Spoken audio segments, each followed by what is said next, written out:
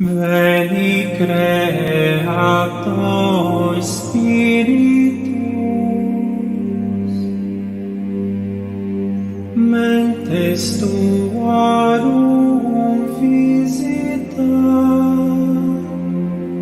implessu per la gratia, que tu creasti pectora.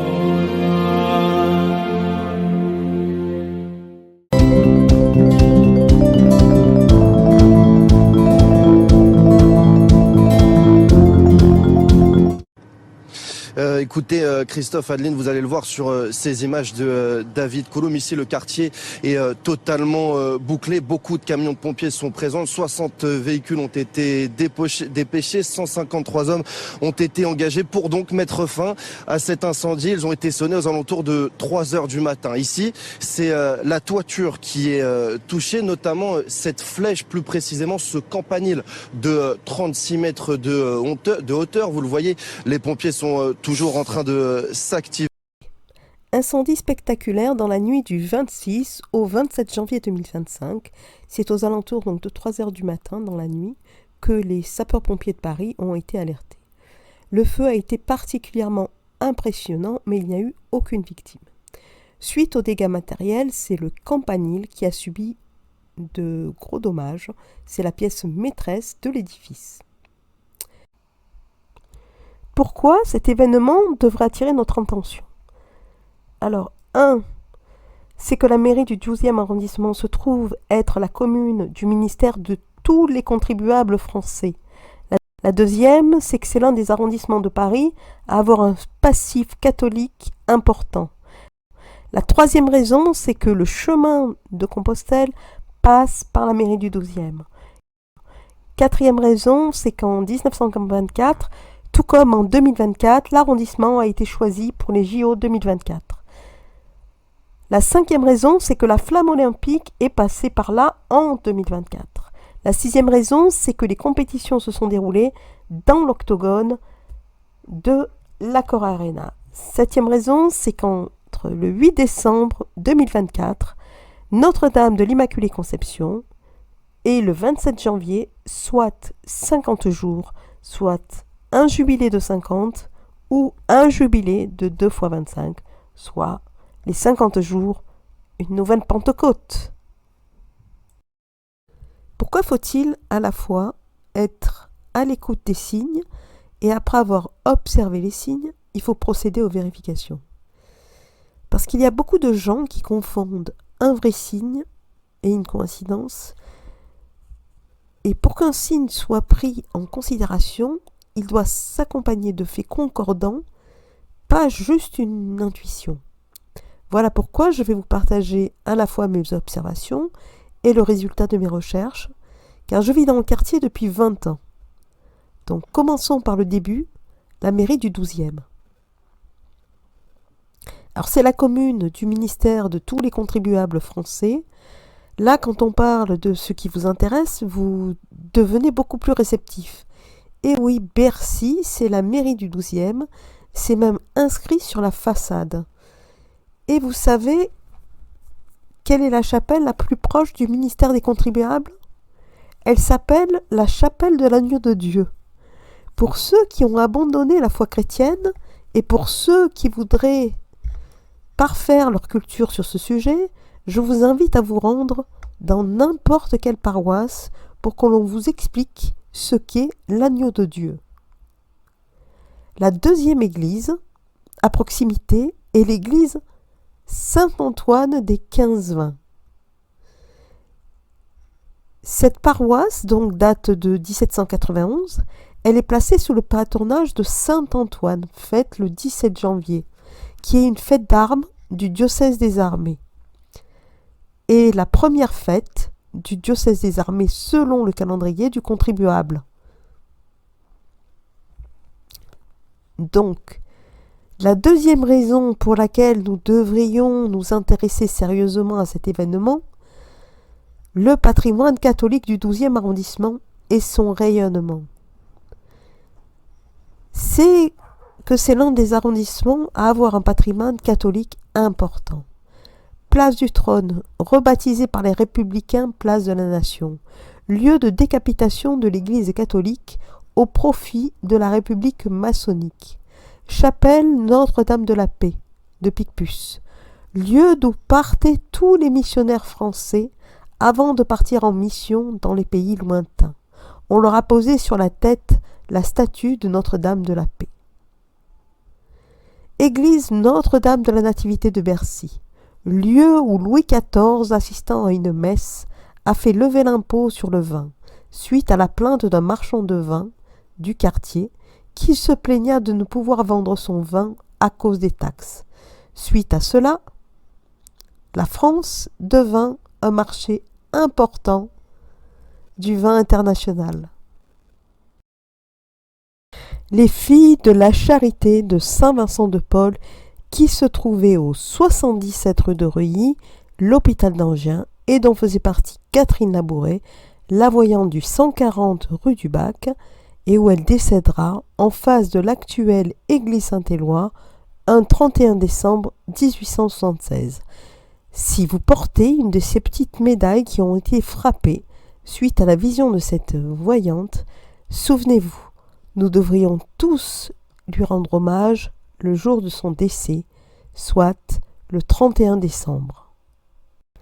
Le chemin de Compostelle passe par la mairie du 12e arrondissement.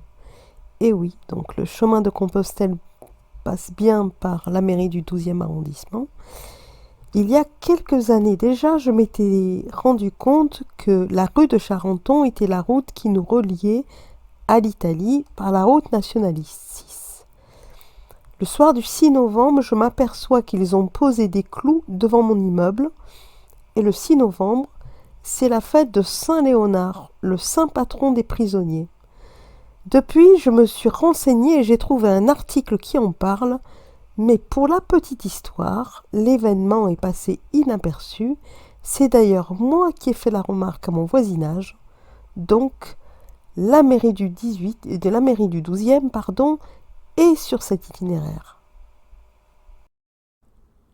Quatrième raison. 1924-2024, le retour des JO dans le 12e arrondissement. Pour ceux qui ont encore la naïveté de croire que ces événements ne sont que des divertissements, je ne peux rien pour vous. Je ne vous juge pas, mais ce que je vais dire là, vous ne pouvez pas l'accepter. Ce contenu n'est donc pas accessible pour vous. Pour les autres, ceux qui ont conscience que c'est autre chose qu'un divertissement, eh bien oui, le 12e arrondissement a déjà accueilli les JO de 1924, mais aussi l'exposition coloniale de 1900. D'ailleurs, c'est au jardin tropical que j'ai passé tous les dimanches de la période des JO. Cinquième raison, la flamme olympique du bois de Vincennes, Paris 12e, au chaudron, place de la République. Même quand ils utilisent les termes comme INSEP, le temple sportif, ou allumage du chaudron, place de la République. Tout ceci semble être lié à autre chose qu'à du festif et de l'événementiel. Donc, oui, j'ai suivi de loin le passage de la flamme olympique, et quand on regarde les lieux et les itinéraires, rien ne paraît anodin. Tout ceci semble définitivement occulte. S'il était difficile d'avoir une quelconque crédibilité avant le déroulement de ces événements, il est clair qu'après l'état de choc de toute la sphère internationale, suite aux différentes cérémonies jugées sataniques, on prend plus en considération ce qui s'est passé en amont, car on a vu l'objectif. Sixième raison. Les compétitions qui se sont déroulées dans l'octogone de l'Accor Arena. Pour mes amis anglophones, vous risquez de manquer d'infos pour bien comprendre, car il faut que je sous-titre ma vidéo Cathédrale Notre-Dame de Paris en anglais, pour que vous puissiez comprendre le sens de tout cela. Pour ceux qui ont vu la vidéo, Ça va vous éclairer, et pour les autres, il vous reste à aller voir. Enfin, sachez-le, ce n'est pas parce que vous mettez une information importante devant la face de quelqu'un qu'il est curieux de s'y intéresser. J'en fais l'expérience depuis plusieurs années. On peut conduire le cheval à l'abreuvoir, on ne peut pas l'obliger à boire. Pour les étrangers et les provinciaux qui ne connaissent pas les lieux, l'Octogone est juste en face du ministère des contribuables. Et pour le reste, l'Octogone, je l'ai déjà expliqué dans ma vidéo sur la cathédrale Notre-Dame de Paris. Les architectes ne choisissent pas les formes au hasard, et ils sont même formés à la géométrie sacrée.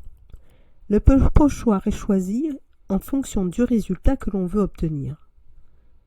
C'est maintenant qu'il faut reprendre les vidéos et photos de l'incendie de la mairie du 12e et la destruction de son campanile octogonal. 7e raison.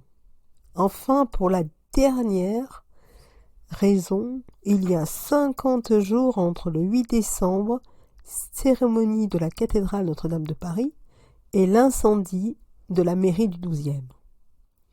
Quand vous voulez savoir qui fait quoi, il faut apprendre à compter. Ça vous donne une orientation sur qui. Le 50, c'est un jubilé chez les juifs, ou 2 jubilés de 25 chez les catholiques, ou c'est la nouvelle Pentecôte. L'avenir nous le dira, mais pour avoir une petite idée, il faut aller prendre le texte du jour sur le missel de Saint Pie V. Mon bien-aimé, je t'adjure devant Dieu et le Christ Jésus, qui doit juger les vivants et les morts, par son avènement et son royaume. Prêche la parole, interviens à temps et à contre-temps, reprends, supplie, menace, en toute patience et doctrine, car un temps viendra où les hommes ne supporteront plus la sainte doctrine, mais ils se choisiront une foule de maîtres selon leurs désirs. Avides de ce qui flatte l'oreille, ils détourneront l'oreille de la vérité pour l'ouvrir à des fables. Donc enfin, si on ajoute à cela que toutes les églises sont la propriété des communes et que la cathédrale Notre-Dame de Paris semble avoir été transformée en un temple maçonnique, les événements du 27 janvier ne paraissent plus aussi anodins qu'ils auraient pu. Par ailleurs, nul ne peut oublier cette date du 27 janvier 2025 où les représentants des nations, sauf Vladimir Poutine, qui n'a pas été convié, sont à Auschwitz pour commémorer la libération du camp par les Russes. Je vous laisse le soin de vous faire votre propre opinion. Merci.